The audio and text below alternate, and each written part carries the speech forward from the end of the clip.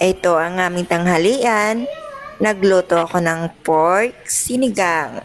Nilagyan ko ito ng mga masustansyang gulay tulad ng okra, talong, kangkong, at syempre hindi mawawala dyan ang powder sinigang at kamatis, sibuyas.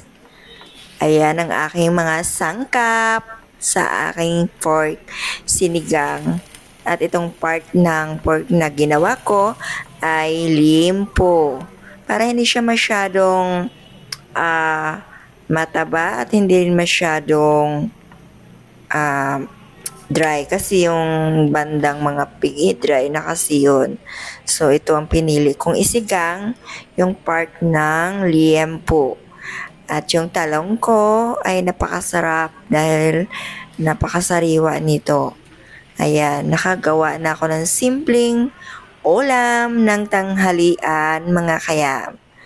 Ayan, masarap humigop ng maasim na sabaw ng sinigang.